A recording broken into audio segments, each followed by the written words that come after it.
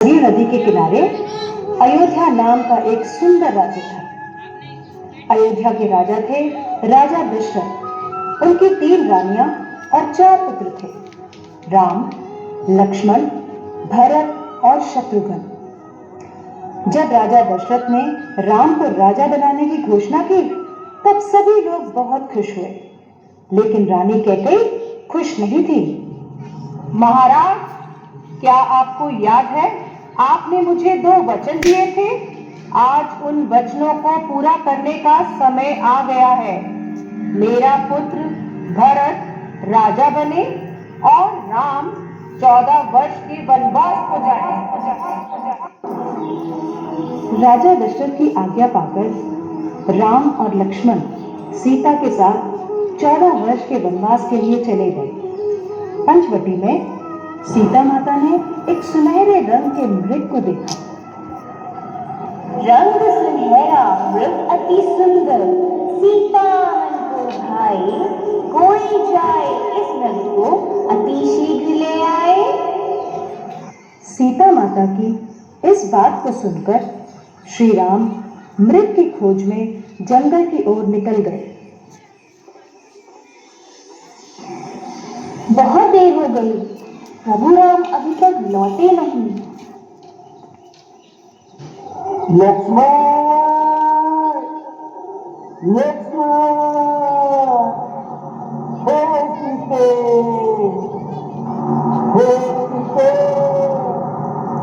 लक्ष्मण, लक्ष्मण देखो, प्रभु तुम्हें अपनी सहायता के लिए पुकार रहे हैं। हे माते, ये मुझे किसी मायावी शक्ति का कार्य लग रहा है। आप चिंतित ना हो, भैया जल्दी घर लौट आएंगे। नहीं लक्ष्मण, मेरी आज्ञा का पालन करो। जाओ, प्रभु को तुम्हारी सहायता की आवश्यकता है। ठीक है माते, किंतु आप इस लक्ष्मण रेखा को पार नहीं करना। रावण को ज्ञान था कि वो लक्ष्मण रेखा को पार नहीं कर पाएगा, इसलिए उसने साधु बनने का ढोंग रचा और सीता माता को उठाकर ले गया। भिक्षाम देवी, भिक्षाम देवी।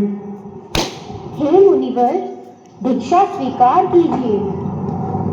हे देवी, एक साधु का इतना आदर, घर के द्वार से ही भिक्षा देकर भेजना चाहती हो। जाओ, नहीं चाहिए तुम्हारी भिक्षा। नहीं नहीं मुनिवर, रुकिए, मैं आती हूँ।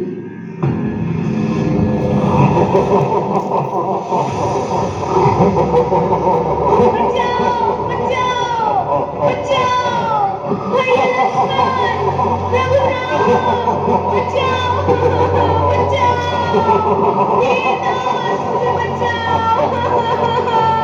ये धर्मी पापी रावण मुझे उठाकर ले जा रहा है। बचाओ।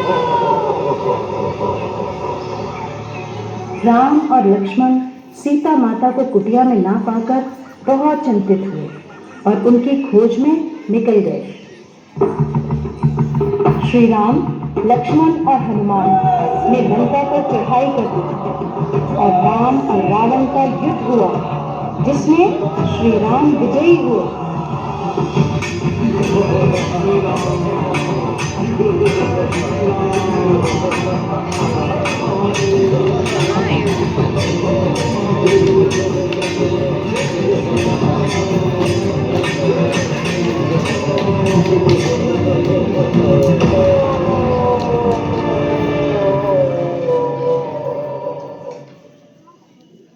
इसलिए इस दिन को विजयदशमी कहा जाता है।